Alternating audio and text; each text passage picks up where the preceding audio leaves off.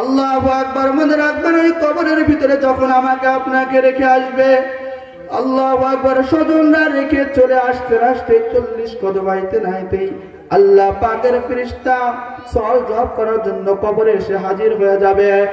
আমাকে যে প্রশ্ন করবে আপনাকেও সেই প্রশ্ন করবে, পীরকে যে প্রশ্ন করবে মুরিদকেও সেই একই প্রশ্ন করবে, ইমাম সাহেবকে যে প্রশ্ন করবে মুসল্লিদেরকেও সেই একই প্রশ্ন করবে, আলেমকে যে প্রশ্ন করবে সাধারণ মানুষকেও সেই 3টি প্রশ্ন করবে। 1 নম্বর প্রশ্ন করবে মান রাব্বুকা মা দীনুকা, 1 নম্বর প্রশ্ন হবে তোমার রব কে। 2 নম্বরে প্রশ্ন হবে তোমার ধর্ম কি। 3 নম্বরে রাসূলকে দেখায়া বলবে মান হাদার রাজুল, এই ব্যক্তিকে। আল্লাহু আকবার। লক্ষ্য করুন, যদি আমি আপনি রাসূলের সুন্নাত না মেনে কবরে যাই, আমার তো আপনার ক্লিন শেভ, মাথায় কোনোদিন টুপি দিই নাই, বরঞ্চ যারা টুপি দিয়েছে তাদেরকে টিটকারি করেছি। মাথায় গায়ে তো কোনোদিন সুন্নাতি লেবাস পরি নাই, বরঞ্চ যারা পড়ছে তাদেরকে টিটকারি করছি, তাদেরকে তুচ্ছ তাচ্ছিল্য করেছি, তাদেরকে বোকা ভাবছি, তাদের সাথে কোনো সম্পর্কও রাখি নাই। কিভাবে চিনবো এই ব্যক্তিকে? যখন তার চেহারার দিকে তাকাইবেন দেখবেন আপনার চেহারার সাথে তার চেহারার কোনো মিল নাই, আপনার দাড়ি নাই তার দাড়ি আছে, তার সুন্নতি লিবাস আপনার কোনো সুন্নতি লিবাস নাই। তখন আপনি বলবেন হা তাআলা আদরি, আমি এই ব্যক্তিকে চিনি না। আলহামদুলিল্লাহ আলহামদুলিল্লাহি ওয়া কাফা ওয়া সালামুন আলা ইবাদিহিল্লাযীনা ইসতাফা। আম্মা বা'দু ফাআউযু বিল্লাহি মিনাশ শাইতানির রাজীম। বিসমিল্লাহির রাহমানির রাহিম। قل إن كنتم تحبون الله فاتبعوني يحببكم الله وقال رسول الله صلى الله عليه وسلم من أحب سنتي فقد أحبني ومن أحبني كان معي في الجنة أو كما قال عليه الصلاة والسلام.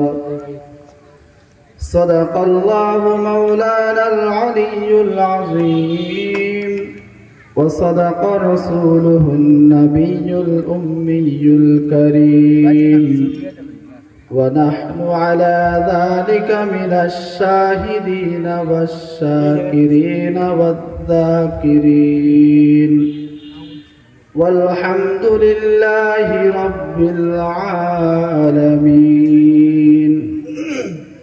সকলে মুহাব্বতে সহিত দুরূদ ইব্রাহিম পড়ি।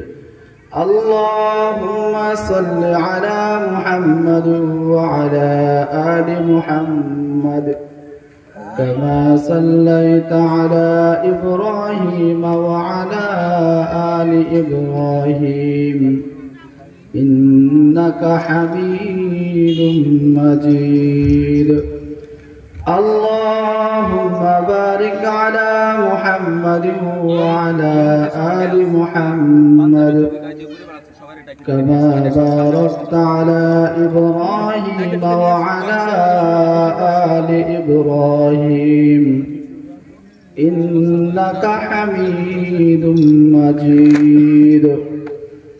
اللهم صل على محمد وعلى آل محمد كما صليت على إبراهيم وعلى آل إبراهيم إنك حميد مجيد. اللهم بارك على محمد وعلى آل محمد كما باركت على إبراهيم وعلى آل إبراهيم إنك حميد مجيد. رہے میرے مسکن حوالی کعبہ रहे मेरे मस्कन हवाली काबा, बने मेरे मदफन दियारे मदीना, बलगल उला बिकमालिही कशफत दुजा बिजमालिही, हसनत जमीउ खिसालिही, सल्लु अलैहि व आलिहि, बलगल उला बिकमालिही कशफत दुजा बिजमालिही, हसनत जमीउ खिसालिही, सल्लु अलैहि व आलिहि। मुहब्बत साथे जिक्र करि ला इलाहा इल्लल्लाह इल्लल्लाह, ला इलाहा इल्लल्लाह, ला इलाहा इल्लल्लाह, ला इलाहा इल्लल्लाह, जर ला इलाहा इल्लल्लाह इल्लल्लाह, ला इलाहा इल्लल्लाह, ला इलाहा इल्लल्लाह, ला इलाहा इल्लल्लाह, मुहम्मदुर रसूलुल्लाह सल्लल्लाहु अलैहि वसल्लम। सुब्हानक ला इल्म लना इल्ला मा अल्लमतना, सुब्हानक ला इल्म लना इल्ला मा अल्लमतना, इन्नका अंतल अलीमुल हकीम। क़ाल रब्बि इश्रह ली सद्री व यस्सिर ली अम्री वहलुल उक़दतम मिन लिसानी यफ़क़हू क़ौली। अल्हम्दुलिल्लाह। বাগদা শেখপাড়া মোরার বটতলা সাহাবী রাদিয়াল্লাহু তাআলা আনহু জামি মসজিদের উদ্যোগে 2 দিন ব্যাপী ওয়াজ মাহফিল ও হালকায়ে জিকিরের আজ দ্বিতীয় দিন। প্রধান অতিথি হিসেবে উপস্থিত থাকবেন আলহাজ ওয়াজেদ আলী বিশ্বাস, সভাপতি হিসেবে উপস্থিত থাকবেন আলহাজ কামরুজ্জামান মজুমদার, এছাড়াও আরো অন্যান্য উলামা ইকরাম তাশরিফ আনবেন, আলোচনা পেশ করবেন।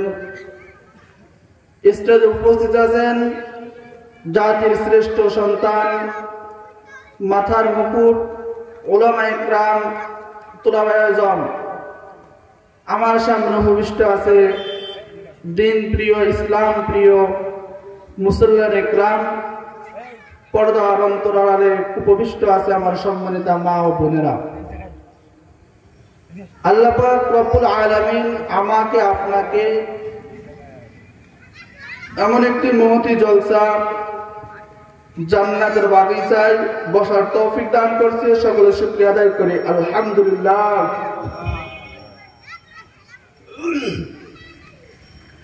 আপনারা যারা মাহফিলে আসছেন, প্যান্ডেলে বসছেন, আপনার কি খুশি নাকি বেজার বলেন তো একটু? খুশি? তাহলে যদি খুশি হন আমি বলবো যারা দূরে আছি আগে আমরা সামনে পূরণ করে বসি। আসলে বর্তমান সমাজটা এমন হয়ে গেছে, হ্যাঁ দুনিয়াবি যারা তারা মনে করে আমরাই বেশি চালাক, আর যত হুজুরেরা আছে বা যারা নামাজ কালাম পড়ে তারা মনে হয় বোকা বোকা, ঠিক কিনা বলেন? যে কারণে দেখেন মাহফিলের প্যান্ডেলে তাকায় দেখেন, দোকানের যদি চায়ের দোকানে চটপটির দোকানে তাকান আর মাহফিলের প্যান্ডেলে তাকান, আশাবাদী আমার এই কথার বাস্তবতা আপনারা বুঝতে পারবেন, ঠিক কিনা বলেন? তো আমি শুরুতে আপনাদের কাছ থেকে জেনে নিই, বলেন তো আসলে বোকা কারা আর আপনার জ্ঞানী কারা? বলেন। মূলত যারা মাহফিলের প্যান্ডেলে আসছে এরাই কিন্তু আসলে জ্ঞানী। বাদশাহ হারুন আর রশিদের জামানায় এক ব্যক্তি ছিল পাগল, তার নাম ছিল বাহলুল। বাহলুল মাজনুনও বলা হতো। সে কেমন পাগল দেখেন, সব সময় কবরস্থানের ভিতরে বসে থাকতো। হ্যাঁ, কবরের ভিতরে পা মেলায় দিয়ে পা দিয়ে বসে থাকতো আর বলতো, হাই আমি এমন এক কওমের সাথে আছি, এমন এক জাতির সাথে আছি যারা আমি থাকাকালীন আমাকে কেউ কষ্ট দেয় না। সুবহানাল্লাহ। আবার কষ্ট তো দেয় না, চলে গেলে আমার বিপদ শেখায় তো করে না। তাহলে কি আপনি তাকে সাধারণ পাগল মনে করছেন বলেন? তো বাদশাহ হারুন আর রশিদ ওই রাস্তাতে একদিন যাইতেছে, বলছে, আয় বাহলুল, আর কতদিন তুই এভাবে পাগল থাকবি, আর বুদ্ধিমান হবি না নাকি? তো বাহলুল বলে, বাদশাহ পাগল আমি না, পাগল আপনি।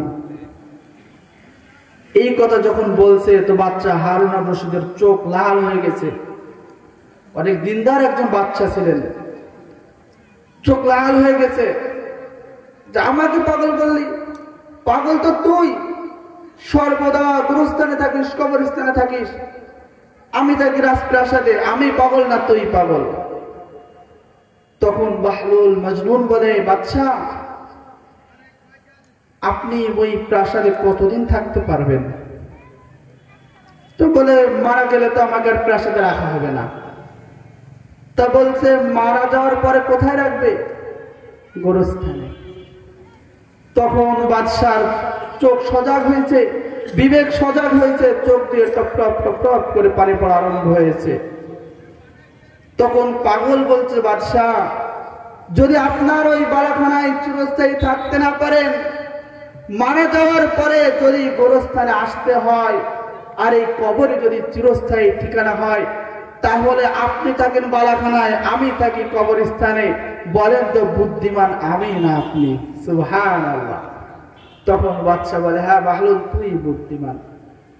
তো আপনারা যারা আসছেন বসছেন, হয়তো আপনারা মনে করতেছেন যে আমরা হয়তো ঠকে গেছি, বুদ্ধিমান হয়তো তারাই যারা চটপটির দোকানে। আপনাদের কাছে প্রশ্ন, বলেন তো দুনিয়া আমার আসল না আখিরাত আসল? বলেন আখিরাত আসল। আচ্ছা, যদি চটপটির দোকানে আপনি যে বসে বসে চটপটি খান, গল্প করেন, আখিরাত মনে হয় সম্পূর্ণটা পেয়ে যাবেন নাকি? পাবেন না। যদি মাহফিলের দোকান মাহফিলে এসে বসেন, তাহলে আল্লাহ চাহে তো ইনশাআল্লাহ কি আখিরাতের কিছু অবশ্যই অবশ্যই আমরা পাবো, যদি নিয়ত ঠিক থাকে ইনশাআল্লাহ। তাহলে কি বুদ্ধিমান কারা বলেন? আপনারাই। তো যেহেতু নিয়ত করে আসছেন, তো আলোচনা নিয়তের, আমলের নিয়তে, সহি নিয়তে মনের কান লাগায় শুনতে হবে। যদি আমি আপনি শুনি ইনশাআল্লাহ, আল্লাহ চাহে তো আমি আপনি আমল করে এর বিনিময়ে জান্নাত যেতে পারবো। সকলে বলে আমিন। প্রিয় হাজিরিন, আমি আপনাদের সামনে খুতবার ভিতরে আল্লাহ পাক রব্বুল আলামিনের কালামুল্লাহ থেকে একটা আয়াতের একটা অংশ তেলাওয়াত করেছি। আল্লাহ পাক রব্বুল আলামিন ওই আয়াতের ভিতরে বলেন, কুল ইন কুনতুম তুহিব্বুনাল্লাহা ফাত্তাবিউনি ইউহিব্বুকুমুল্লাহ। কুল ইন কুনতুম তুহিব্বুনাল্লাহা ফাত্তাবিউনি ইউহিব্বুকুমুল্লাহ। এই আয়াতের অর্থটা আমি আশাবাদী এখানে যারা আছেন অনেকেই বুঝতে পারছেন। কেমন জানি এটা এমন হয়ে গেছে যে হুজুর আপনি তেলাওয়াত করেছেন, আমরা তেলাওয়াত না করতে পারলে কি আমাদের মুখস্থ আছে, ঠিক কিনা বলেন? বিশেষ করে সানি খুতবা জুমার দিন শুনতে শুনতে মুসল্লিদের এমন হয়ে গেছে, যদি ইমাম সাহেব রাইখে চলে যায় তো কি হবে তা বলতে পারবে না, কিন্তু রাইখে গেছে এটা বলতে পারে, ঠিক কিনা বলেন? তো আয়াতটাও তেমন। আল্লাহ পাক রব্বুল আলামিন বলেন, হে নবী আপনি আপনার উম্মতদেরকে জানিয়ে দিন, ইন কুনতুম তুহিব্বুনাল্লাহ, যদি তোমরা আল্লাহকে ভালোবাসতে চাও, ফাত্তাবিউনি ইউহিব্বুকুমুল্লাহ, হে নবী, আপনি জানায় দিন আপনার উম্মতদেরকে, যদি তোমরা আল্লাহকে ভালোবাসতে চাও তাহলে আমাকে অনুগত করো। রাসূল বলছেন কি, রাসূলকে অনুগত করো, ইউহিব্বুকুমুল্লাহ, আল্লাহ তোমাদেরকে ভালোবাসবেন। সুবহানাল্লাহ। তাহলে এখানে আল্লাহকে ভালোবাসতে চাইলে আল্লাহ শর্ত দিল কি, রাসূলের অনুগত করতে হবে। এবার আসেন রাসূলুল্লাহ সাল্লাল্লাহু আলাইহি ওয়াসাল্লামের একটা হাদিস। قال رسول الله صلى الله عليه وسلم من أحب سنتي فقد أحبني ومن أحبني كان معي في الجنة। মান আহাব্বা সুন্নতি, রাসূল বলেন যে আমার সুন্নাতকে ভালোবাসলো সে আমাকে ভালোবাসলো, আর যে আমাকে ভালোবাসলো সে কিয়ামতে আমার সাথে জান্নাতে থাকবে। সুবহানাল্লাহ। তাহলে আসেন একটু আগের কথার সাথে আমরা টেনে আসি, খেয়ালের সাথে শুনেন। আল্লাহ পাক বলল যদি তোমরা আল্লাহকে ভালোবাসতে চাও তাহলে রাসূলের অনুগত করো। রাসূল বলছেন যদি তোমরা আমাকে ভালোবাসতে চাও তাহলে কি আমার সুন্নাতকে ভালোবাসো, অর্থাৎ যে আমার সুন্নাতকে ভালোবাসলো সে আমাকেই ভালোবাসলো। এক কথা এমন বোঝা যায় যে রাসূলের সুন্নাতকে ভালোবাসলো, রাসূলকে আঁকড়ে ধরলো, তো আল্লাহ পাক তাকে ভালোবাসলো। সুবহানাল্লাহ। এমন কিনা বলেন? তো রাসূলের সুন্নাতকে ভালোবাসতে হবে, রাসূলের সুন্নাতকে আঁকড়ে ধরতে হবে, রাসূলের সুন্নাতের উপরে ইস্তেকামতের সাথে আমল করতে হবে। রাসূলুল্লাহ সাল্লাল্লাহু আলাইহি ওয়াসাল্লামের আরেকটা হাদিস আসছে, রাসূল বলছেন আমার উম্মতের মধ্যে যারা আমার সুন্নাতের উপরে ইস্তেকামতের সাথে একটা সুন্নাতের উপরে আমল করলো তাকে 100 গলাকাটা শহীদের সওয়াব দান করা হবে। সুবহানাল্লাহ। প্রিয় বন্ধুরা আমার লক্ষ্য করুন, ইস্তেকামত কাকে বলা হয়? ইস্তেকামত কাকে বলা হয় লক্ষ্য করুন। আল্লাহর ওলি জুনায়েদ বাগদাদী রাহমাতুল্লাহি আলাইহির জামানার একটা ঘটনা। আল্লাহর ওলি জুনায়েদ বাগদাদী রাহমাতুল্লাহির কথা জানেন না সবাই? এমন কোন লোক নাই মনে হয় জুনায়েদ বাগদাদী রাহমাতুল্লাহি আলাইহির কথা জানে না। তিনি কিন্তু বড় কোন আলেমও ছিলেন না, কোন আলেম ছিলেন না তিনি, কিন্তু তাকে দুনিয়ার আশাবাদী এমন কোন দেশ নেই সে দেশের মানুষ তাকে চেনে না। এই জুনায়েদ বাগদাদী রাহমাতুল্লাহি আলাইহি সংক্ষেপে বলে যায় কিভাবে এত আল্লাহর ওলি হইলেন। জুনায়েদ বাগদাদী রাহমাতুল্লাহি আলাইহি সরকারিভাবে কুস্তি লড়তেন, সরকারিভাবে কুস্তি লড়তেন।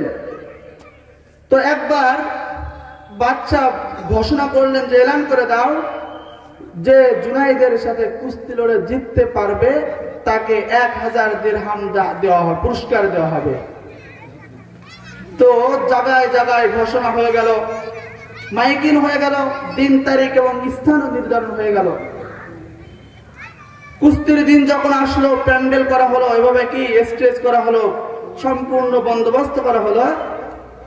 এখন দেখা যায় কেউ আসে না যুদ্ধ কুস্তি করার জন্য। হঠাৎ করে কিছু সময় যাওয়ার পরে দেখা যায় হ্যাংলা পাতলা একটা মানুষ আসছে কুস্তি করার জন্য। তো রেফারি বলছে কি আপনি কি মরার জন্য আসছেন না কুস্তি করার জন্য আসছেন? যাকে আজ পর্যন্ত কেউ হারাইতে পারে না আপনার মতো হ্যাংলা পাতলা একটা মানুষ আসছেন কুস্তি করতে। তো উনি রেফারিকে বলছে সেটা আমি বুঝবো, তোমার দরকার নাই। কুস্তির জন্য যখন প্রস্তুতি হলো, বাঁশি পড়বে, রেফারি বাঁশি দেবে, এমত অবস্থায় আল্লাহর বান্দা জুনায়েদকে ডাক দিয়ে বলে, আয় জুনায়েদ, আমি তোমার সাথে সামান্য একটু কথা বলতে চাই। তুমি কি জানতে চাও আমি তোমার সাথে এখানে কেন কুস্তি করতে আসছি? বলে জুনায়েদ, আমি জানি যদি তোমার সাথে এখানে কুস্তি করে আমি তোমার সাথে বিজয় হতে পারবো না, কিন্তু শোনো রে জুনায়েদ, আমি আওলাদে রাসূল, আমার রক্তে রাসূলের রক্ত প্রবাহিতমান রয়েছে। দরিদ্র ফ্যামিলি 3টা দিন পর্যন্ত সন্তানদের মুখে খাবার দিতে পারি না রে জুনায়েদ। 3 দিন পর্যন্ত না খেয়ে রয়েছে সন্তানেরা। যখনই আমি ঘোষণা শুনছি যে তোমার সাথে বিজয় হতে পারলে 1000 দিরহাম দেওয়া হবে, আমি নিয়ত করেছি কুস্তিতে যাব, হয়তো জিতবো না হয় মারা যাব। জুনাইদ, তুমি কি পারবা রাসূলের রক্তের প্রতি ভালোবাসা দেখাই আজকে নিজে নিজে হেরে যাইতে? আল্লাহর ওলির এই কথাটা শোনা মাত্রই জুনাইদ বাগদাদী রাহমাতুল্লাহি আলাইহির অন্তরে রাসূলের বংশের প্রতি মুহাব্বত তৈরি হয়ে গেল, মুহাব্বত সৃষ্টি হয়ে গেল। জুনাইদ বাগদাদীকে যখন আল্লাহর বান্দা ধরে সাথে সাথে জমিনে পড়ে যায়, আবার উঠায় আবার ধরে, আবার পড়ে যায়, আবার উঠায় আবার ধরে পড়ে যায়। এইভাবে যখন 3 বার হয়ে গেল, ফাইনাল ঘোষণা হয়ে গেল, সে পুরস্কার পেয়ে গেল। লোকেরা জুনাইদের মুখে থুতু মারে। আল্লাহু আকবার। জুনাইদের মুখকে তিরস্কার করতে শুরু করে, বলে না, আমরা এটা মানি না। যদি কোনো পালোয়ানের সাথে হারতো তাহলে মানতাম, কিন্তু কোন পালোয়ান নয়, সাধারণ একটা মানুষের সাথে জুনাইদ হেরেছে, এটা আমরা মানি না। বরঞ্চ জুনাইদকে মনে হয় সে আরো বেশি টাকা দিছে। আল্লাহু আকবার। জুনাইদ বাগদাদী রাহমাতুল্লাহি আলাইহি গিলানি সহ্য করতে না পেরে রাত্রেবেলায় যখন এরকম মানুষের থেকে তিরস্কার পেয়ে বিছানায় মাথা ঢেলায়া দিয়ে সময় ঘুমায়া পড়লেন, স্বপ্নের ভিতরে দেখেন আল্লাহর নবী সরদারে দু আলম স্বয়ং জুনাইদের মাথার কাছে হাজির। সুবহানাল্লাহ। ডাক দিয়ে বলে, জুনাইদ, তুই আজকে রাসূলের আমার বংশের প্রতি ভালোবাসা দেখাইয়া, মুহাব্বত দেখাইয়া, সম্মান দেখাইয়া নিজেকে বিসর্জন দিছ, নিজের মান সম্মানের প্রতি তাকাও নাই। ও জুনাইদ, আমি বলে গেলাম আল্লাহ তোকে দুনিয়ার সমস্ত মানুষের সামনে আল্লাহর ওলি বানায়া দিবেন। সুবহানাল্লাহ। এমন ওলি হলো আল জুনাইদ বাগদাদী। তো জুনাইদ বাগদাদী রাহমাতুল্লাহি আলাইহির জামানায় ইসলামী হুকুমত প্রতিষ্ঠিত ছিল। তো তার জামানার একটা ঘটনা, এক চোর ছিল যে চুরি করত। এমন ভাবে চুরি করছে, প্রথমে চুরি করছে তার ডান হাত কেটে ফেলছে, দ্বিতীয়বার আবার চুরি করছে তো বাম পা কেটে ফেলছে, তৃতীয়বার আবার চুরি করছে, বাম হাত কেটে ফেলছে। এভাবে তার অভ্যাস, চুরি করতে আছে যত সময় পর্যন্ত তার মৃত্যু না আসছে। এমন ভাবে চুরি করা শুরু করলে এক পর্যায়ে সরকারি ভাবে ফয়সালা হয়ে গেল তাকে ছুরি চড়ানো হোক। জুনাইদ বাগদাদী রাহমাতুল্লাহি আলাইহির জামানায় ওই চোরকে ছুরি চড়ানো হলো। ছুরি চড়ানোর পরে 1 কান 2 কান রফতা রফতা করতে করতে জামানার ওলি আল্লামা জামানার আলী জুনাইদ বাগদাদী রাহমাতুল্লাহি আলাইহির কানে খবরটা পৌঁছে গেল। জুনাইদ বাগদাদী রাহমাতুল্লাহি আলাইহি সব খাদেমকে বললেন, খাদেম, আমি ওই চোরকে দেখতে যাব, একটু বন্দোবস্ত করো, ব্যবস্থা করো। আল্লাহর ওলি জুনাইদ বাগদাদী আসার খবর 1 কান 2 কান করে করে ওই এলাকায়, যে এলাকায় চোরকে ছুরি চড়ানো হয়েছে, চলে আসলো। সাধারণ লোকজনের ভিতরে চিন্তা কৌতূহল জাগ্রত হলো, কত আল্লাহ ওয়ালা মারা যায়, দিনদার ব্যক্তি মারা যায়, জুনাইদ বাগদাদী আসে না, কিন্তু এই চোরকে দেখার জন্য জুনাইদ কেন আসছে? অনেকে ধারণা করতেছে হয়তো বা তার মাগফিরাত কামনার জন্য জুনাইদ বাগদাদী আসছে। সবাই চাতক পাখির ন্যায় চেয়ে আছে কখন জুনাইদ বাগদাদী আসে। এক পর্যায়ে জুনাইদ বাগদাদী আসলেন, সোজা চলে গেলেন চোরকে যেখানে রাখা আছে সেখানে চোরের কাছে গিয়ে চোরের কাটা কাটা অঙ্গর উপরে চুমা খাইলেন, আর চোখ দিয়ে পানি গড়ায়া গড়ায়া পড়ে। কাউকে কিছু না বলে আবার সেখান থেকে উঠে রওনা করলেন। এক পর্যায়ে এলাকার লোক সকলে ভিড়ে ধরল, আপনি আসছেন, আসে চোরকে দে, আমরা ভাবছিলাম হয়তো তারা মাগফিরাতের জন্য দোয়া করবেন। আপনি আসলেন, এসে চোরের অঙ্গ কাটা কাটা অঙ্গর উপরে চুমা খাইলেন। তখন জুনায়েদ বাগদাদী রাহমাতুল্লাহি আলাইহি বলে, কই না তো আমি চোরের কাটা অঙ্গের উপরে চুমা খাই নাই। তখন এলাকার লোকজন বলে, আমরা দেখলাম আপনি কাটা অঙ্গের উপর চুমা খাইলেন, আবার কান্নাও করলেন, আবার বলছেন কি চুমা খাই নাই। দেখেন আল্লাহ ওয়ালাদের দৃষ্টিভঙ্গি কেমন, আল্লাহ ওয়ালাদের দৃষ্টিভঙ্গি কেমন, আর আমার আপনার সাধারণ মানুষের দৃষ্টিভঙ্গি কেমন। হ্যাঁ, যারা যেমন, যে যেমন তার দৃষ্টিভঙ্গি ঠিক কি তেমন। বাদশা জুলকারনাইনের জামানার একটা ঘটনা আসছে এমন, যে বাদশা জুলকারনাইন মৃত্যুর আগ দিয়ে ওসিয়াত করেছিলেন যে আমি মারা যাওয়ার পরে তোমরা আমাকে কাফনায়ে জানাজা শেষ করে এভাবে দুটো হাত বের করে সমস্ত শহরের অলিতে গলিতে ঘুরাই নিয়ে বেড়াবা, তারপরে আমাকে দাফন দিবা। তো তার ওসিয়াত অনুযায়ী সেভাবে করা হয়েছে। তো একদল বলে, দেখছো হ্যাঁ, মরার পরেও তার ক্ষমতার লোভ যায় না। জোরে বলেন না নাউজুবিল্লাহ। বাচ্চা জুলকারনাইনকে এটা বোঝাতে চাইছে, বলেন শুধু বুঝাইতে চাইছে, দুনিয়ার মানুষ লক্ষ্য করো, দেখো আমি পুরো পৃথিবীর বাদশা হওয়ার পরেও আজ আমি যখন যাচ্ছি খালি হাতে যাইতেছি। ঠিক করে বলেন? মৃত্যুর সময় কেউ কিছু হাতে নিয়ে যেতে পারবেন? বলেন কেউ কিছু নিয়ে যাইতে পারবে না। कैसे कैसे ताजदारा बादशाह चल गई, कैसे कैसे ताजदारा बादशाह चल गई, ओ खजाना बाला खाना शान शौकत क्या हुई, कैसे कैसे खूबसूरत रानी शहजादिया, कैसे कैसे खूबसूरत रानी शहजादिया, तन बदन सब गल गई है शुक्ल सूरत क्या हुई। কত কত রাজা বাচ্চারা দুনিয়া থেকে চলে গেছে, তারা কেউ কিছু হাতে নিয়ে যাইতে পারে নাই।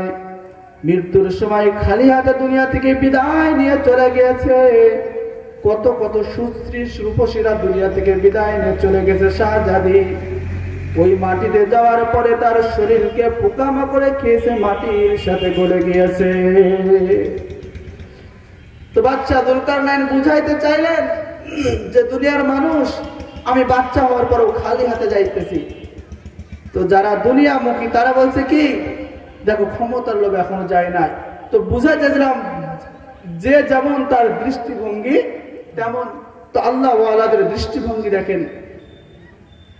এলাকার লোক সকলে বললেন, হুজুর আপনি তো কাটা অঙ্গের উপর চুমা খাইলেন, আবার কান্নাও করলেন, আবার বলছেন চুমা খাই নাই। আল্লাহর ওলি জুনায়েদ বাগদাদী রাহমাতুল্লাহি আলাইহি বলে, আমি তার কাটা অঙ্গের উপরে চুমা খাই নাই, বরঞ্চ তার একটা গুণের উপরে চুমা খেয়েছি, আর সেই গুণটা হলো ইস্তেকামাতের গুণ। উলামায়ে হযরতরা আছে, তাদের কাছে জিজ্ঞাসা করলে জানতে পারবেন ইস্তেকামাত অর্থ স্থিরতা, অটলতা। অর্থাৎ যে কাজ করতেছি ওই কাজের উপরে যত বাধা আসুক না কেন, ওই কাজের উপরে অটল থাকাকে বলা হয় ইস্তেকামাত। যুবক ভাই, তুমি নামাজ পড়তে না, এখন নামাজ পড়ো। মুখে দাড়ি রাখতে না, এখন দাড়ি রাখো। পর্দার অন্তরালের আমার মা বোনেরা, তোমরা পর্দা করতে না, এখন পর্দা করো। কিন্তু এলাকার লোকেরা তোমাকে টিটকিরি করে। এলাকার লোকজন বলে, ওই দেখো 2 দিন চরমনায় যায় হাজি হয়েছে, আছে না বলেন? 2 দিনে তাবলীগে যায় হাজি হয়েছে। কত প্রকার তিরস্কার, কত প্রকার টিটকিরি, কত প্রকার তাচ্ছিল্য তোমার সাথে করা হইতেছে, তবুও তুমি দাড়িতে খুল লাগাও না, নামাজ কাজা করো না। এটাকে বলা ইস্তেকামাত। যেমন হযরত বিলাল হাবশী রাদিয়াল্লাহু তাআলা আনহু, তাকে তার মনিব, তাকে তার মালিক, তার মনিব উমাইয়া বিন খালফ কত প্রকার কষ্ট দিছে। আল্লাহু আকবার। আপনারা জানেন গরম বালুর উপরে বিলালকে শোয়া টানা কথা বুকের উপরে পাথর দিয়ে রাখত, এমন অবস্থা যে পিঠের থেকে চামড়া পর্যন্ত চলে গেছে, তবুও পর্যন্ত বিলাল বলে আহাদ আহাদ আহাদ। যখন দেখে এতেও কাজ হয় না, তখন বেলালকে উমাইয়া তার জিহ্বার ভিতরে পেরাক ঢুকাইছে। পেরাক ঢুকানো অবস্থায় রক্ত মাখা জিহ্বা নিয়ে তবু বেলাল বলে আহাদ আহাদ আহাদ। বেলালের মা বলে বেলাল, তোকে জিহ্বায় পেরাক ঢুকাইল তবুও কি তুই আহাদ জবাব ছাড়বি না? বেলাল বলে মা গো, আমি তো আহাদ আহাদ নামের স্বাদ ঠিক তখনই পাইছি যখন এই বেরাক রক্ত মাখা জিহ্বা নিয়ে আহাদ আহাদ জপছি। সুবহানাল্লাহ। জফা जो इश्क में होती है ओ जफा ही नहीं, जफा जो इश्क में होती है वो जफा ही नहीं, सितम ना हो तो मोहब्बत में कुछ मजा ही नहीं। বলছে যে ভালোবাসার ভিতরে কষ্ট থাকে না সেটা কোনো ভালোবাসা নয়। তো মা আমি তো জিহ্বায় যখন পেরাক ঢুকাইছে তখনই আসল মজা পেয়েছি। এটাকে বলা হয় ইস্তেকামাত। এত কষ্টের পরেও কি সে থামে নাই। হযরত খাব্বাব বিন আরাত রাদিয়াল্লাহু তাআলা কে জ্বলন্ত কয়লার উপরে শোয়া দিয়েছে, কয়লা ঠান্ডা না হওয়া পর্যন্ত তাকে ছাড়ে নাই, তবুও সে কি ইয়ার উপর থেকে সরে নাই, মোটেও টলে নাই। এটাকে বলে ইস্তেকামাত। তো বলতেছিলাম আল্লাহর ওলি জুনায়েদ বাগদাদী রাহমাতুল্লাহি আলাইহি বলেন ভাইরা শোনো, আমি তার ইস্তেকামাত গুণের উপরে চুমা খেয়েছি, আমি তার কাটা অঙ্গের উপরে চুমা খাই নাই। ইস্তেকামাতের উপরে চুমা খেয়েছি। সে যখন প্রথমে চুরি করেছে তার হাত কাটা গেছে, তবু আবার চুরি করেছে, পা কাটা গেছে, আবার হাত কাটা গেছে। হাত্তা ইয়াতিয়াকাল ইয়াকিন, মৃত্যু আসা পর্যন্ত তাকে এই চোর থেকে তাকে বিরত রাখতে পারে নাই। তো আমি তার ইস্তেকামাতের উপরে চুমা খেয়েছি। এটা বলা হয় ইস্তেকামাত। তো আমরা রাসূলুল্লাহ সাল্লাল্লাহু আলাইহি ওয়াসাল্লামের সুন্নাতকে এবং ইস্তেকামাতের সাথে আমল করতে হবে। আল্লাহর ওলি জুনায়েদ বাগদাদী রাহমাতুল্লাহি আলাইহির দরবারে একবার এক লোক আসছে, শুনছে এমন একজন আল্লাহর ওলি, তো তার দরবারে আসছে থাকার জন্য। একদিন নয়, 2 দিন নয়, 1 মাস নয়, একটানা 2 বছর পর্যন্ত তার দরবারে থাকলেন। 2 বছর পরে যখন অতিবাহিত হয়ে গেল তখন তিনি চলে যায়। আর যাওয়ার সময় বলে যায় আমি জায়গা বলে তুমি তো জায়গায় 2টা বছর আপনার কাছে আসছি, পুরো কেরামতি আমি আপনার থেকে দেখতে পারি নাই। আশায় ছিলাম আপনার থেকে কেরামতি দেখে এলাকায় গিয়ে বলবো এত বড় একজন বুজুর্গ আল্লাহ ওয়ালা জুনায়েদ বাগদাদী রাহমাতুল্লাহি আলাইহি, কিন্তু 2 বছর হয়ে যাওয়ার পরেও আপনার থেকে কোনো কেরামতি আমি দেখতে পারি নাই, চলে যাই। আল্লাহর ওলি জুনায়েদ বলে ভাইও 2 বছর যখন থাকিছে তখন যাও, আর একটু সময় আমার সাথে একটু কথা বলতে সময় দাও। বলে ঠিক আছে, তুমি যে 2 বছর আমার এখানে ছিলা কোনো কারামতি দেখো নাই, কারামতি তো দেখো নাই, কিন্তু সুন্নাতের খেলাফ কি কোনো কাজ দেখছো? সুবহানাল্লাহ। তো বলে না, তা দেখি নাই। তখন জুনায়েদ বাগদাদী বলে এই যে 2 বছর তুমি আমার কাছে থাকলা, হ্যাঁ সুন্নাতের পরিপন্থী, সুন্নাতের বিপরীত কোনো কাজ দেখলে না, এটা কি আমার কোনো কারামতি নাই? সুবহানাল্লাহ। এটা কি কারামতি না বলেন? মনে রাখবেন, পানির উপরে জায়নামাজে ভাষা, হাওয়ায় উড়া, এর থেকে বড় কারামত হলো সুন্নাতের উপরে অটল থাকা। ঠিক কিনা বলেন? কারণ সুন্নাতের উপরে যে যত অটল থাকবে, সুন্নাত যে যত পালন করবে, ইস্তেকামাতের সাথে আমল করবে, সে তত রাসূলের তত নিকটবর্তী হবে। সুবহানাল্লাহ। সেটাই বলছেন না রাসূল, মান আহাব্বা সুন্নতি ফাকাদ আহাব্বানি ওয়া মান আহাব্বানি কানা মাই ফিল জান্নাহ। যে ব্যক্তি আমার সুন্নাতকে ভালোবাসলো সে আমাকে ভালোবাসলো, আর যে আমাকে ভালোবাসলো সে আমার সাথে জান্নাতে থাকবে। সুবহানাল্লাহ। রাসূলের সুন্নাতের উপর আমল করে, সুন্নাতের উপরে থাকলে যে যত রাসূলের সুন্নাত পালন করবে, রাসূলের সুন্নাত যে যত আঁকড়ে ধরবে সে তত নবীর কাছে বেশি যাবে। সুবহানাল্লাহ। আমরা পালন করব তো রাসূলের সুন্নাত? দেখি কে কে রাজি আছে, তুই হাত উঠে দেখা। নারায়ে তাকবীর, আল্লাহু আকবার, নারায়ে তাকবীর, আল্লাহু আকবার। আল্লাহ তুমি আমাদের সবাইকে কবুল করে নাও। প্রিয় হাজিরিন, নবীর সুন্নাত আমরা মনে করি শুধু মনে হয় দাড়ি রাখাই সুন্নাত না, পরিপূর্ণ আপনার জীবনে চলার জন্য সর্ব অঙ্গ সর্ব জায়গায়, এক কথা আপনার পারিবারিক জীবনে, ব্যক্তিগত জীবনে, পারিবারিক জীবনে, সামাজিক জীবনে, রাষ্ট্রীয় জীবনে, সর্ব জায়গায় রাসূলের সুন্নাত আছে না নাই বলেন? রাসূলের সুন্নাত পরিপূর্ণভাবে আঁকড়ে ধরতে হবে। মসজিদে যখন ঢুকবো তখন ডান পাতে ঢুকবো, বাম পাতে বের হব, ঠিক দোয়া পড়ে ঢুকবো, দোয়া পড়ে বের হব। খেতে যখন বসবো তো আমরা ডান হাত দ্বারা তো স্বাভাবিক কাজে খাই, কিন্তু মনে রাখবেন খাবারের ভিতরে বড় একটা সুন্নাত বলে যাই। আমরা অনেক সময় কি করি, টেবিল চেয়ারে বসে পড়ে খাই। তো অনেক সময় এখানে গিয়ে কিন্তু রাসূলের সুন্নাত না টেবিল চেয়ারে বসে খাওয়া, বরঞ্চ সুন্নাত হলো নিচেই বসে দস্তারখানায় খাওয়া। আর যখন দেখবেন আপনি নিচেই বসে খানা খাবেন, স্বাভাবিক কায়দায় খাইতে গেলে আপনার মুখ মাথা কিন্তু নিচে হয়, হয় কিনা বলেন? কিন্তু চেয়ারে বসলে সেটা হয়, বরঞ্চ কি আমরা হাত উপরে নিয়ে আসি। আর চেয়ার টেবিল এমনই বানানো হয় যেন কি প্রায় গলার সেম সেম, হাত না দিলেও কি খাওয়া যাইতে পারে। তো এখানে আপনার কাছে একটা প্রশ্ন, বলেন তো ওই যে খানাটা যদি আমার পেটে না আসে, খানার কোনো ক্ষতি আছে বলেন? বলেন। কিন্তু যদি আমি না খাই আমার ক্ষতি আছে। তাহলে খানার প্রতি মুহতাজ আমি না আমার প্রতি খানা মুহতাজ? মানে আমি খানার মুখাপেক্ষী না খানা আমার মুখাপেক্ষী? বলেন। আমি খানার মুখাপেক্ষী, সুতরাং আমি নিচে হয়ে খাবো, বরঞ্চ তাকে এভাবে এনে কি বুক টান টান করে বসে খাবো, এটা রাসূলের সুন্নাত নাই। তো আমার আপনি যদি যে পরিমাণ রাসূলের সুন্নাতকে যদি আঁকড়ে ধরতে পারি, তাহলে আর রাসূলের কাছাকাছি থাকতে পারবো। সুবহানাল্লাহ। হযরত কাসেম নানুতুবি রাহমাতুল্লাহি আলাইহির জামানার একটা ঘটনা আসছে। শাইখ ইউনূস রাহমাতুল্লাহি আলাইহি ঘটনাটা অনেক অধিকাংশ সময় বর্ণনা করতেন। এই শাইখ ইউনূস রাহমাতুল্লাহি আলাইহিকে হযরতে জাকারিয়া রাহমাতুল্লাহি আলাইহি, শাইখুল হাদিস জাকারিয়া রাহমাতুল্লাহি আলাইহি, উনি একদিন বুখারীর দর্শে তো বলছে, ইউনূস ছাত্র তো, বলছে এক পাশে বুখারী আর এক পাশে আমার মেয়ে, তুই কোনটা নিবি? হযরত শাইখ ইউনূস রাহমাতুল্লাহি বলে, আমি বুখারী চাই। সুবহানাল্লাহ।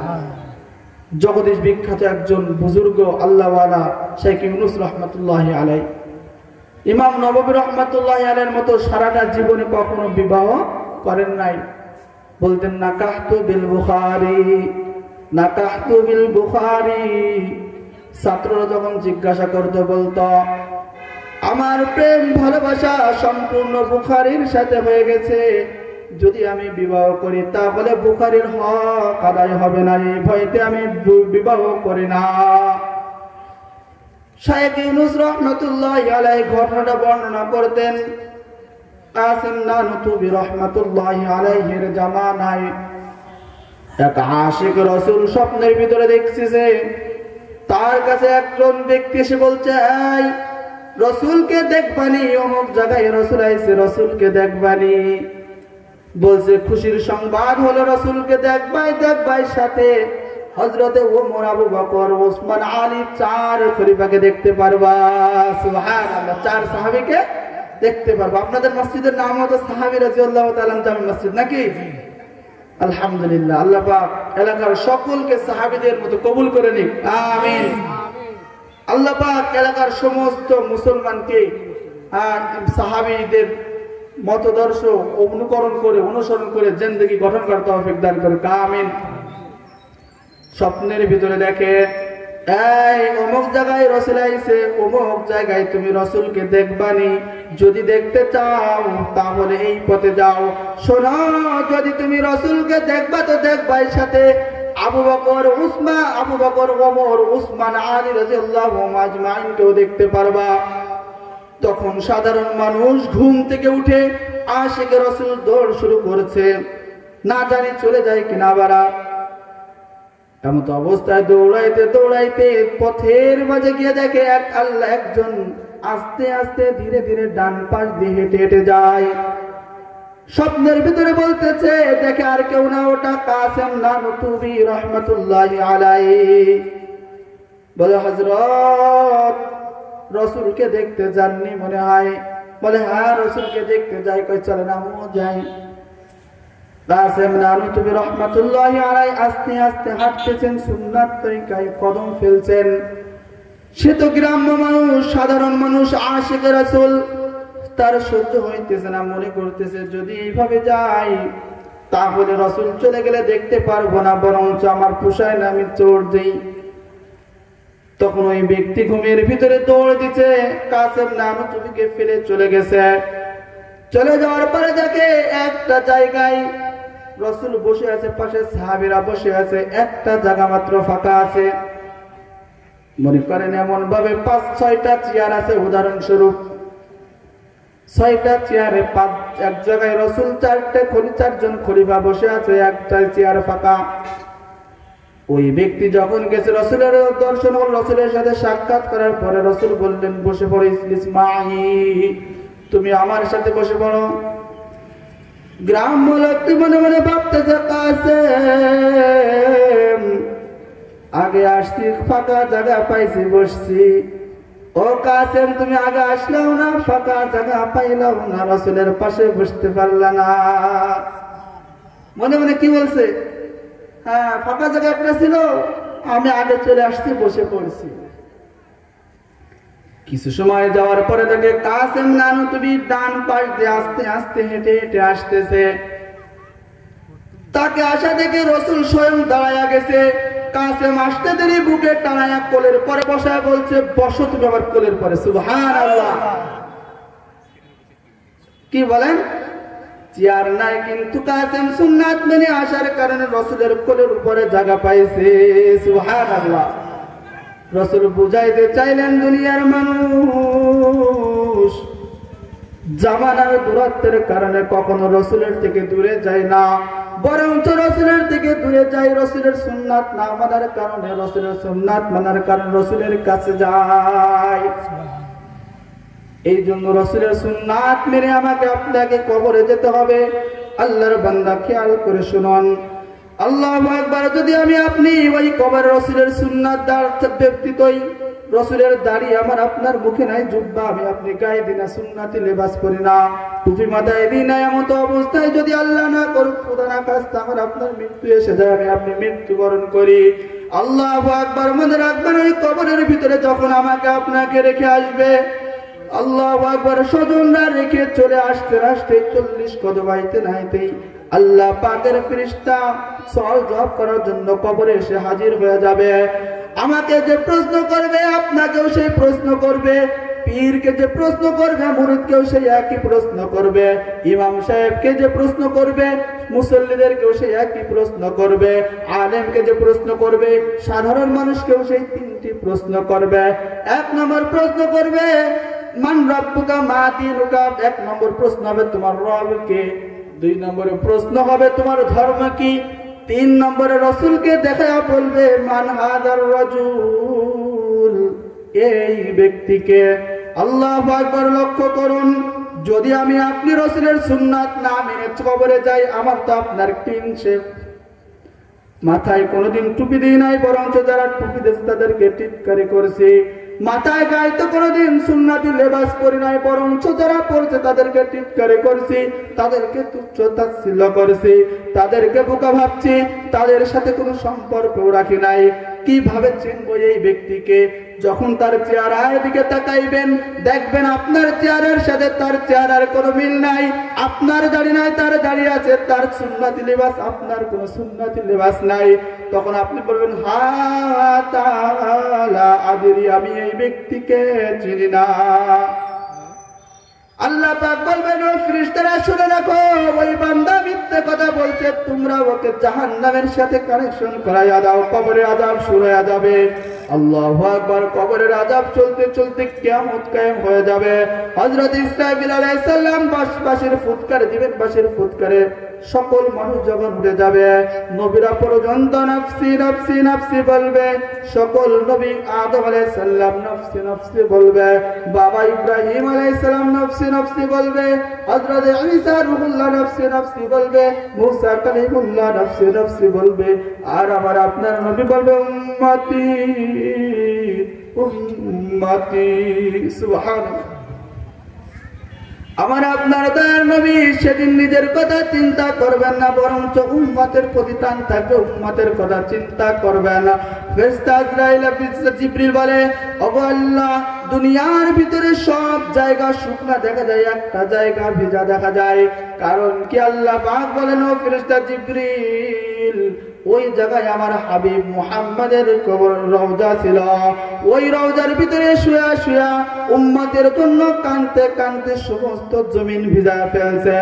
ও দুনিয়ার মানুষ, লক্ষ্য করো, যেই নবীরকে তুমি, যেই নবীর আদর্শ তোমার জীবনে লালন করতে পারো নাই, যেই নবীর মুহাব্বতে মুখে দাড়ি রাখতে পারো নাই, জব্বা লব্বা জুব্বা সুন্নতি জামা পরিধান করতে পারো নাই, সেই নবী মৃত্যুর পরেও আমার আপনার জন্য কাঁদে। হাসরের ময়দানে যখন মানুষ পানির জন্য চিৎকার শুরু করবে, গলাটা শুকায়া যাবে। গলা শুকায়া যাওয়ার পরে রাসূল হাউজে কাউসারের পানি পান করাবে, উম্মতদেরকে ডেকে ডেকে হাউজে কাউসারের পানি পান করাবে। রাসূলের পানি পান করার জন্য, হাউজে কাউসারের পানি রাসূলের হাতে পান করার জন্য সমস্ত উম্মতরা দৌড় দিবে। আল্লাহু আকবার। ফেরেশতারা একদল উম্মতকে বাধা দিবে, তাদেরকে আটকাইয়া দিবে, সামনে যেতে দিবে না। তখন রাসূল বলবে, ও ফেরেশতারা, আমার উম্মত আসতে দাও, আসতে দাও। উম্মতরা বলবে, ইয়া রাসূলুল্লাহ, আমাদেরকে যেতে দেয় না। ফেরেশতারা বাধা দেয়। রাসূল বলবে, আসতে দাও আমার উম্মতদেরকে, আমি হাউজে কাউসারের পানি পান করাবো। তখন ফেরেশতারা বলবে, আল্লাহর রাসূল, এই সকল উম্মত, এরা আপনার ওই সকল উম্মত যারা দুনিয়ায় আপনার সুন্নাতের উপরে আমল করতো না, আপনার সুন্নাতের উপর অটল ছিল না, আপনার সুন্নাত অনুযায়ী জীবন গঠন করে নাই। আল্লাহু আকবার। তখন রাসূল বলবে, সুকান সুকা সুকান সুকা, দূর হ দূর হ। আল্লাহু আকবার। চক্ষুটা বন্ধ করে একটাবার মৃত্যুর কথা একটাবার চিন্তা করিয়া দেখেন। আল্লাহ আল্লাহ, ওই সময় যদি রাসূল আমাকে আপনাকে তাড়াইয়া দেয়, আমার আপনার ওই কিয়ামতের ময়দানে কোন অবস্থা হবে? সেদিন কোন নবী আমাকে আপনাকে চিনবে না, আমার আপনার সন্তান আপনাকে চিনবে না, মা বাবা চিনবে না। আল্লাহু আকবার। এই জন্য বলি, যুবক ভাইরা, মুরব্বী বাবারা, পর্দার অন্তরালে মা বোনেরা, সময় থাকতে, দুনিয়ার হায়াত থাকতে, দুনিয়া থেকে আখিরাতের সামান গুছাইয়া রাসূলের সুন্নাত তরিকায় চলে তারপরে কবরে যাও। রাসূলের সুন্নাত মেনে তারপরে কবরে যাও। তো আমাদের সবারই মন চায় না বলেন রাসূলের সুন্নাত মানতে? মন চায় না বলেন? সবারই চাই। এই যে যখনই হুজুরদের থেকে বা আলেম ওলামাদের থেকে কিছু শুনি, তখন মন চায় যে আজকে থেকে যাই আর এক ওয়াক্ত নামাজও কাজা দেব না। ঠিক কিনা বলেন?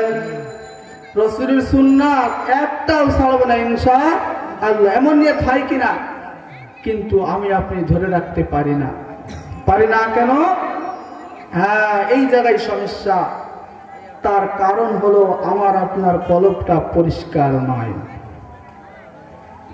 যদি আমার আপনার অসুস্থতা হয়, জ্বর আসে, হাজার ভালো জিনিসও দিয়ে আমার আপনার জিহ্বায় স্বাদ লাগবে বলেন? কখনোই কি লাগবে না। তো আমার আপনার জিহ্বায় স্বাদ তখনই আসবে যখন আমি আপনি কি সুস্থতা পাবো।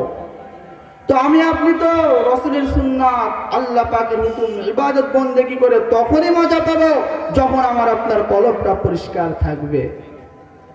আল্লাহর বান্দারা খেয়াল করেন, ও দুনিয়ার মানুষ, দুনিয়ার ভিতরে যখন আছি, দুনিয়ার সব বস্তুগুলোর উপরে যখন ময়লা পড়ে, সেই ময়লাকে সাফ করার জন্য বিভিন্ন বস্তু আছে। জামার ময়লা পরিষ্কার করার জন্য সাবান, লোহা পরিষ্কার করার জন্য রেত আছে। কিন্তু আমি আপনি যে আমার আপনার কলবটা যে গান্দা বানায় ফেলেছি, ময়লা করে ফেলেছি, এই ময়লা পরিষ্কার কিন্তু সাবান দ্বারা হবে না, সোডা দ্বারা হবে না। রাসূলুল্লাহ সাল্লাল্লাহু আলাইহি সাল্লামের একটা হাদিস আসছে, রাসূল বলছেন প্রতিটা মানুষের ভিতরে একটা গোশতের টুকরা আছে। ফাইদা সালাহাত সালাহাল জাসাদু কুল্লুহু ওয়া ইযা ফাসাদাত ফাসাদাল জাসাদু কুল্লুহু। ওই গোশতের টুকরাটা যখন শুদ্ধ হয়ে যায় তখন তার সব কিছু ভালো হয়ে যায়, আর যখন ওই গোশতের টুকরাটা নষ্ট হয়ে যায় তার সব কিছু নষ্ট হয়ে যায়। আলা ওয়াহিয়াল কলব, আর সেটা হলো কলব। রাসূলুল্লাহ সাল্লাল্লাহু আলাইহি সাল্লাম আর এক হাদিসে বলছেন কলবের উপরে ময়লা পড়লে ওই ময়লা দুনিয়ার কোন জিনিস দ্বারা সাফ হয় না, একমাত্র আল্লাহ পাকের জিকির দ্বারা ছাড়া। কি দ্বারা বলেন? এই জন্যই তো আল্লাহ পাক বলতেন ইয়া আইয়ুহাল্লাযীনা আমানু যিকুরুল্লাহা যিকরান কাসীরা। ও ঈমানদারেরা তোমরা বেশি বেশি পরিমাণে জিকির করো। আল্লাহু আকবার। রাসূলুল্লাহ সাল্লাল্লাহু আলাইহি সাল্লামের কাছে হাদিসের ব্যাখ্যা জানতে চাইলে বলা হয়, আয়াতের ব্যাখ্যা জানতে চাইলে বলা হয়েছে এমন ভাবে জিকির করো যেন লোকেরা তোমাকে দেখে পাগল বলে। এই পরিমাণ জিকির করো। জিকির করলে ফায়দা কি হবে? আমার আপনার কলব পরিষ্কার হবে, ইবাদতে মন বসবে, রাসূলের সুন্নাতুল যে আমল করতে পারবো। ঠিক কিনা বলেন? আমরা জিকির করবো তো ইনশাআল্লাহ? বলেন করবো তো ইনশাআল্লাহ? পরীক্ষা হয়ে যাক, একটু অল্প একটু পরীক্ষা হয়ে যাক ইনশাআল্লাহ। দেখেন জিকির করলে কোন সময়ের জন্য বিফলে যাবে না। একটা হাদিস বলে অল্প একটু জিকির আমরা করবো ইনশাআল্লাহ। রাজি আছি তো ইনশাআল্লাহ? রাসূলুল্লাহ সাল্লাল্লাহু আলাইহি সাল্লামের হাদিস বুখারী শরীফের ভিতরে আসছে, মিশকাতের ভিতরে আসছে। রাসূলুল্লাহ সাল্লাল্লাহু আলাইহি সাল্লাম বলেন দুনিয়ার ভিতরে একদল ফেরেশতা দুনিয়ার ভিতরে ঘুরে বেড়াতে, তাওয়ালুনা ফিল বুনিয়ান, তারা গলিতে গলিতে ঘুরে ঘুরে বেড়ায়। তারা ঘুরে বেড়ায় আর জিকিরের মজলিসকে তলাশ করতে থাকে। আর যখনই কোনো জিকিরের মজলিস পেয়ে যায় তখন তারা গোল হয়ে আস্তে আস্তে আস্তে তাদেরকে বেষ্টন করে আসমান পর্যন্ত দাঁড়ায় যায়। সুবহানাল্লাহ। আল্লাহর বান্দারা জাকিরিনরা যখন জিকির শেষ করে সেখান মজলিস থেকে উঠে যায় তখন ফেরেশতারা আসমানে উঠতে শুরু করে। আল্লাহ পাক বলেন ও ফেরেশতারা, আমার বান্দাদেরকে তোমরা কোন অবস্থায় রেখে আসছো, কোন অবস্থায় দেখে আসছো? ফেরেশতারা উত্তর দেয় আল্লাহ আমরা আপনার বান্দাদেরকে দেখছি তোমার প্রশংসা করতে, সুবহানাল্লাহ আলহামদুলিল্লাহ আল্লাহু আকবার বলতেছে। বলে ও ফেরেশতারা আমার বান্দারা কেন আমার বড়ত্ব প্রকাশ করছে, আমাকে কোনোদিন দেখছেনি? বলে না আল্লাহ দেখে নাই। বলে যদি আমার ফেরেশতা আমার বান্দারা আমাকে দেখতো তাহলে কি করতো? বলে আল্লাহ তাহলে আরো বেশি বেশি করে তোমার প্রশংসা করতো, তোমার বড়ত্ব প্রকাশ করতো। আবার করে আল্লাহ পাক জিজ্ঞাসা করবে ও ফেরেশতারা আমার বান্দারা আর কি চাই? বলবে আল্লাহ তোমার বান্দারা তোমার কাছে জান্নাত চাই। বলে আমার জান্নাত কখনো দেখছেনি? বলছেন না আল্লাহ কখনো জান্নাত দেখে নাই। তাহলে বলে যদি জান্নাত দেখতো তাহলে কি করতো? বলে আল্লাহ যদি তোমার বান্দারা তোমার জান্নাত দেখতো তাহলে আরো বেশি বেশি করে তোমার কাছে জান্নাত চাইতো। এরপর আবার আল্লাহ পাক ফেরেশতাদেরকে জিজ্ঞাসা করো ও ফেরেশতারা আমার বান্দারা আর কি চাই? আল্লাহ পাকের ফেরেশতারা বলে আল্লাহ তোমার বান্দারা তোমার কাছে জাহান্নাম থেকে পানা চাই, জাহান্নামের আগুন থেকে মুক্তি চাই। তখন আল্লাহ পাক বলেন ও ফেরেশতারা আমার বান্দারা জাহান্নাম দেখছেনি? বলে না আল্লাহ তোমার বান্দারা জাহান্নাম দেখে নাই। বলে তাহলে যদি দেখতো কি করতো? বলে আল্লাহ যদি তোমার জাহান্নাম তোমার বান্দারা দেখতো তাহলে আরো বেশি বেশি পরিমাণে গুনাহ পরিত্যাগ করতো, আল্লাহু আকবার, জাহান্নাম থেকে বাঁচার জন্য চেষ্টা করতো। তখন আল্লাহ পাক বলেন ও ফেরেশতারা শোন তোদেরকে সাক্ষী রেখে বলি ওখানে আমার যত বান্দা ছিল আমি সবাইকে মাফ করে দিলাম। সুবহানাল্লাহ। ফেরেশতাদের মধ্যে মালিক নামক ফেরেশতা বলে আল্লাহ ওর ভিতরে তোমার এমন কিছু বান্দা ছিল যারা জিকির করতে আসে নাই, নিজেদের প্রয়োজন মেটানোর জন্য আসছে। আল্লাহ তোমার কিছু বান্দা ছিল যারা চটপটি খাইতে আসছিল কিন্তু জোরপূর্বক সেখানে ধরে বসায় দিছে। তোমার কিছু বান্দারা বাজার মার্কেট করতে আসছিল, ছেলে মেয়েকে নিয়ে ঘুরাইতে আসছিল কিন্তু তাদেরকে জোর করে বসায় দিছে। এক পর্যায়ে মসজিদের ভিতরে হোক যেখানে হোক কিছু মানুষ ছিল তোমার বান্দারা যারা তোমার ইবাদত তোমার জিকির করার জন্য আসে নাই। এখন একটা কথা বলতেন হুজুর হাদিসের মধ্যে কি আসছে যে চটপটি খাইতে এসেছিল? প্রিয় বন্ধুরা মনে রাখবেন